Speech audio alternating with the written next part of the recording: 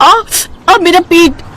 सुनिए जरा गाड़ी वहाँ खेत के बगल में रुकवा दीजिए ना, मेरे पेट में तेज दर्द हो रहा है। अच्छा, इसका मतलब तुम्हें जोरों की लगी है। ड्राइवर ऐसा करो, गाड़ी खेतों के पास रोक दो। नीरज अपनी नई नवेली दुल्हन को ब्याह कर लौट रहा था कि रास्ते में अचानक उसके पेट में दर्द स्टार्ट हो गया। प्रिया भागते हुए खेतों में गई तो वहाँ पहले से एक औरत खेत में काम कर रही थी।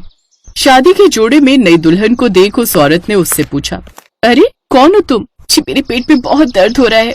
नहीं, मेरे खेत में शौच नहीं करना। तेरी वो बात नहीं है, आप समझ नहीं रही है। देखिए आप मेरी बहन जैसी है और मैं आपको बताना चाहती हूँ कि मैं पेट से हूँ और लगता है मेरी डिलीवरी का वक्त आ गया है। आप मेरी मदद कीजिए ना। मेरा पति खेत के बाहर ही खड़ा है, अगर उन्हें ये सब पता चला तो मुझे छोड़ देंगे। आप मेरी मदद कीजिए ना। क्या?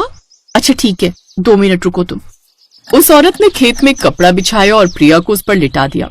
फिर उसकी डिलीवरी उसने खेत में ही करवाई। वाह, आपने तो बड़ी सुंदर बिटिया को जन्म दिया है। इस बच्ची को आप रख लीजिए, मैं 1-2 महीने में लौटूंगी, तब मैं अपनी बच्ची को ले जाऊंगी। आप प्लीज मुझ पर इतनी रहम कर दीजिए। सुमन एक बांझ थी, इसलिए उस बच्ची को देखते ही उसकी ममता जाग गई और वो उसे मना नहीं कर पाई। ठीक है, मैं इसे अपने साथ रख लूंगी, लेकिन इसका असली पिता आखिर है कौन, वो मैं आपको वापस लौटने पर बताऊंगी। आप बस इसे अपने पास ही रख लीजिए। प्रिया उस बच्ची को छोड़कर वहाँ से चली गई। सुमन उस बच्ची को लेकर घर आ गई और उसने अपने पति को सारी बात बताई। ये तोहफा हमें ऊपर वाले ने दिया है सुमन। लेकिन वो औरत कह रही थी वो 1-2 महीने में वापस लौटेगी। नहीं, अब ये हमारी बच्ची है और इसे हमसे कोई नहीं छीन सकता। तुम जानती हो ना बच्चे के लिए हम कितना तड़पे हैं। अब मैं इसे खुद से दूर नहीं जाने दूंगा, हाँ, चाहे इसके लिए मुझे अपना ये गांव ही क्यों ना छोड़ना पड़े। अब मदन और सुमन अपना घर और जमीन बेचकर उस बच्ची को लेकर हमेशा हमेशा के लिए उस गांव से चले गए। वहीं 2 महीने बाद प्रिया को अपनी बच्ची की याद सताई और वो खुद से बोली, मुझे अपनी बच्ची की बहुत याद आ रही है, अब मुझे उससे मिलने जाना ही होगा। वो घर से जाने लगी तो, अरे प्रिया, कहाँ जा रही हो? अरे वो अपने गांव में जो नई दुल्हन आई है ना, वो दरअसल मेरे ही गांव की है। नई नहीं है इसलिए उसका भी यहाँ मन नहीं लग रहा, इसलिए उसने मुझे थोड़ी देर अपने घर पर मिलने के लिए बुलाया है। अच्छा ठीक है बहू, तू जा। तू भी ना नीरज बड़ी छानबीन करता है। जा बहू और समय से लौट आना। प्रिया जल्दी से ऑटो कर उस खेत की ओर गई। पास के ही खेत में काम करी एक औरत से उसने उस खेत की मालकिन का पता पूछा, लेकिन उसे पता चला कि ये खेत अब किसी और ने खरीद लिया है। क्या? अच्छा, क्या बता सकती है कि जिस औरत का ये खेत था उसका घर कहाँ है? वो सामने जो कच्चा घर दिख रहा है ना, लेकिन वो तो ये गांव छोड़कर जा चुकी है। क्या? प्रिया की आंखों से आंसू बहने लगे। वो खुद को लाचार समझने लगी। अब अपनी पहली औलाद को वो कभी नहीं देख पाएगी। वो दुखी होकर वापस घर लौट आई तो वहीं दूसरी तरफ सुमन और मदन दूसरे गांव में जाकर झोपड़ी बनाकर रहने लगे। और कुछ महीने बाद उसने फिर से एक बेटी को जन्म दिया। उसने अपनी बेटी का नाम ऋषिका रखा। बच्ची के आ जाने से घर में सभी बहुत खुश थे। ऐसे ही समय बीता। एक रात प्रिया के फोन पर किसी का मैसेज आया जिस पर लिखा था, मेरी बेटी कैसी है, मैं जल्द ही उससे मिलने आऊंगा। अरे प्रिया, ये मैसेज किसका है? कौन है ये आदमी और वो किस बच्ची की बात कर रहा है? ये मेरी बच्ची नहीं है क्या? ये किसी और की है? नहीं जी, आपकी बच्ची है। तो इसके सर पर हाथ रखकर कसम खाओ, ये आदमी तुमसे किस बच्ची के बारे में पूछ रहा है? प्रिया चुप हो गई और उसकी आंखों से आंसू बहने लगे। नीरज को उस पर शक हुआ और उसने उसे घर से निकाल दिया।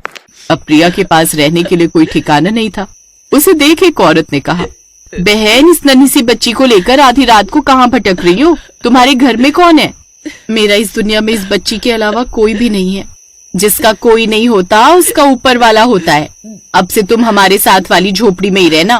प्रिया अब उनके साथ वाली झोपड़ी में ही रहने लगी।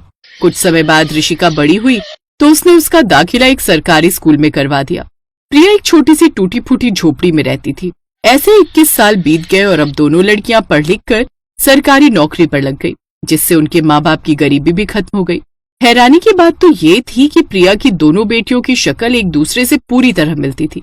एक रोज, अब तो मेरी पहली बेटी भी खूब बड़ी हो गई होगी, ना जाने कैसे किस हाल में रह रही होगी मेरी बच्ची। एक रोज खुशी और ऋषिका दोनों अपने माँ बाप के साथ मंदिर पहुंची, जहाँ एक तरफ ऋषिका अपनी माँ के साथ तो दूसरी तरफ खुशी अपने माता पिता के साथ खड़ी थी। तेरा लाख लाख शुक्र है प्रभु, जो तूने मुझ बांझ को एक संतान का सुख दिया। हे प्रभु, मेरी ऋषिका को खूब तरक्की देना। अब बस मेरी एक आखिरी इच्छा है कि तू मेरी आंखें बंद होने से पहले एक बार मुझे अपनी पहली संतान से मिलवा दे। ऋषिका की प्रार्थना खत्म हुई। उसने सामने गोले वाले को देखा तो वो बहुत खुश हुई और अपनी माँ से कहने लगी, माँ वो देखो गोले वाला। इतनी बड़ी हो गई लेकिन हरकतें तेरी आज भी बच्चों वाली ही हैं। तू जाकर खा ले, मैं तब तक मंदिर में ही हूँ। प्रार्थना के बाद प्रिया की नजर खुशी पर गई। उसने बिल्कुल ऋषिका जैसा सूट ही पहन रखा था। वो दिखने में एक जैसी लग रही थी। ये देखो, इस महारानी को यहाँ खड़ी रहकर आराम से पापड़ी खा रही है। चल अब जल्दी से घर चल। कौन है आप और मैं आपके साथ घर क्यों चलूं? ये क्या मजाक है? अपनी माँ से कोई ऐसे बोलता है? चल ना अब। आप क्यों मेरे गले पड़ रही हैं? मैं आपको नहीं जानती, कहा ना मैंने। और मेरे माता पिता तो मंदिर में पूजा कर रहे हैं। वहीं दूसरी तरफ सुमन और मदन की नजर ऋषिका पर गई तो वो उसके पास चले गए। पापड़ी खाकर पेट नहीं भरा जो अब गोला खाने चली आई। अरे कौन है आप और मुझसे ऐसे बात क्यों कर रही हैं? ये लो, ये तो मंदिर से बाहर आते ही अपने माँ बाप को ही भूल गई भाई। मेरा कोई बाप नहीं है और मेरी माँ मंदिर में है। उन सब में जोर जोर से बातें होने लगी। वो दोनों कुछ ही दूरी पर थी, इसलिए उन सब ने एक दूसरे को देख लिया। दोनों लड़कियां बिल्कुल एक जैसी थी। तभी प्रिया और सुमन की नजर एक दूसरे पर गई और उन दोनों को एक दूसरे को पहचानने में देर नहीं लगी। सुमन ने प्रिया से माफी मांगी। हमें माफ कर देना। संतान के सुख के लालच में हमने वो कदम उठाया और इसे लेकर कहीं और चले आए। खुशी की असली माँ का पता तो अभी से चल ही गया, लेकिन इसके असली पिता कौन है अब तो बता दीजिए। तभी वहां एक आदमी आया। मैं हूँ इसका बाप। उस आदमी का नाम शमशेर था। उसने सारी बात बतानी शुरू की। बात यह है कि प्रिया के पिता की तबीयत बहुत खराब थी। उन्हें ऑपरेशन के लिए 10 लाख रुपए चाहिए थे और मेरी पत्नी 5 थी। इसलिए मैंने प्रिया को सरोगेसी के बदले 10 लाख देने के लिए कहा। प्रिया मजबूर थी, इसलिए वो मान गई। लेकिन जब मेरे घर वालों को पता चला कि इसकी कोख में लड़का नहीं लड़की है तो वो पीछे हट गए और इसके पिता ने बदनामी से बचने के लिए इसकी शादी करवा दी। लेकिन कुछ महीनों बाद मेरी पत्नी मर गई। फिर मुझे प्रिया के दर्द का एहसास हुआ। मैंने इसे बहुत ढूंढा, लेकिन ये मुझे कहीं नहीं मिली और अब मिली है तो मैं अपनी गलती का प्रायश्चित तुमसे शादी करके करना चाहता हूँ प्रिया। फिर शमशेर ने प्रिया से शादी की और वो तीनों भी एक साथ खुशी खुशी रहने लगे।